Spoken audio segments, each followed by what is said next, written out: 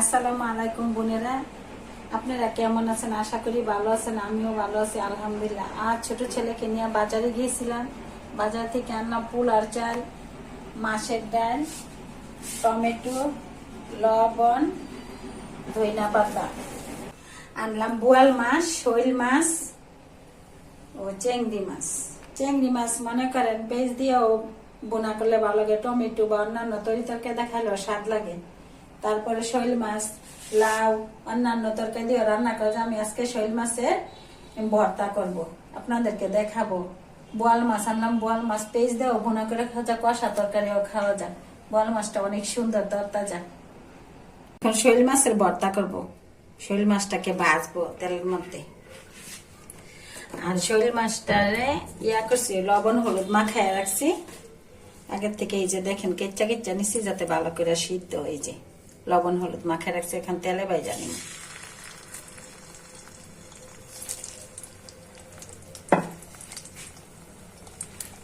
গ্রাম বাংলার ঐতিহ্যবাহী একটা রান্না শৈল মাছের ভর্তা, টাকি মাছের ভর্তা। এগুলো সিদ্ধ করে বানানো যায়, ভাইজা বানানো যায়। ভাইজা বানালে টেস্ট একটু বেশি আসে। এই যে দেখেন আমি হলুদ লবণ মাখাইয়া ভাইজা নিচ্ছি। এখন মাছটা ভাজা হয়ে গেছে। এখানে এখন মরিচ রসুন এগুলো ভাজা নিয়ে আদা কুচি।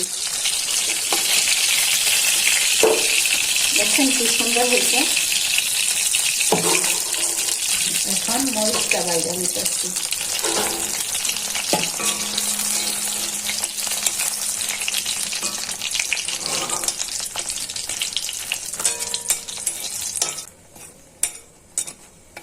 এখন মরিচ ভাজা হয়ে গেছে।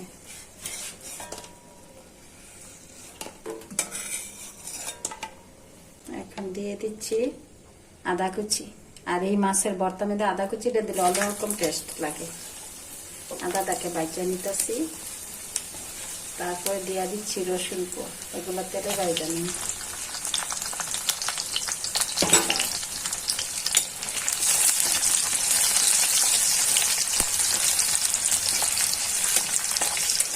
এখন মাছের কাঁটাটা বাইসা নেই।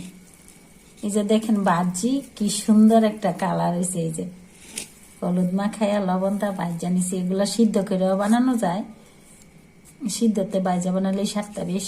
টাকি মাছ আর শৈল মাছের ভর্তা, এটা একটা গ্রাম বাংলার ঐতিহ্যবাহী ভর্তা।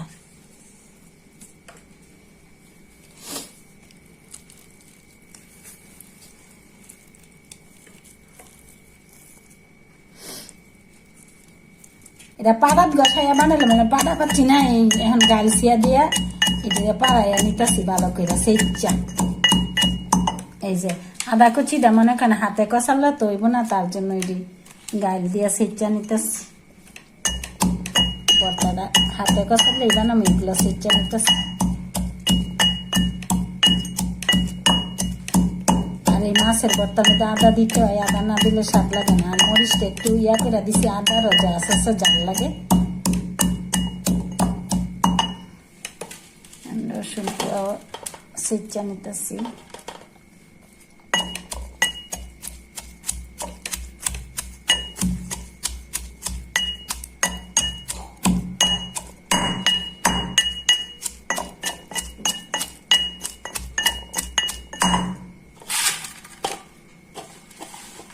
এখন দিয়ে দিচ্ছি পেঁয়াজ কুচি।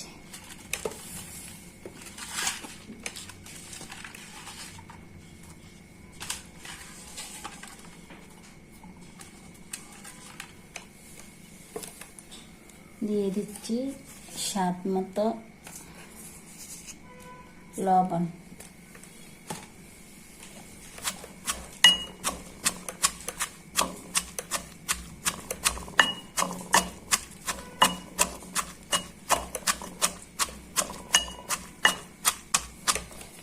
আদা সাথে দিচ্ছি রসুন, পেঁয়াজ, একটা সেন্ট আইছে সুন্দর। এখন ধনিয়া পাতা কুচি দিয়ে দিচ্ছি।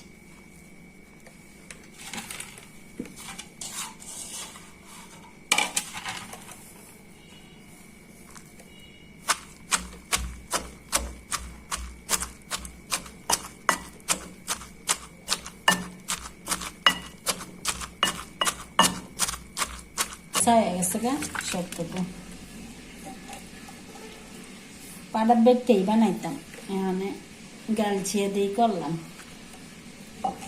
কারণ আদাটা তো শক্ত তাহে ওটা হাতে কষালে হয় না। আগে থেকে বেছে রাখা মাছগুলো দিয়ে দিচ্ছি, কাটা ছাড়াই নিচ্ছি।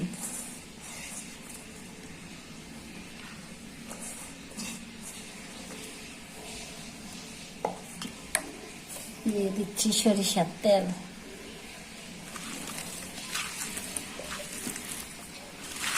এখন কষাইলা নিতেছি।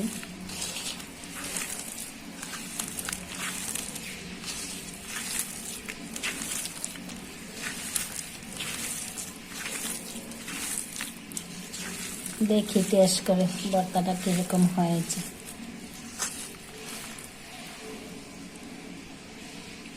ও অনেক স্বাদ হয় বোনেরা, হয়ে গেল মজাদার স্বাদের শোল মাছের ভর্তা।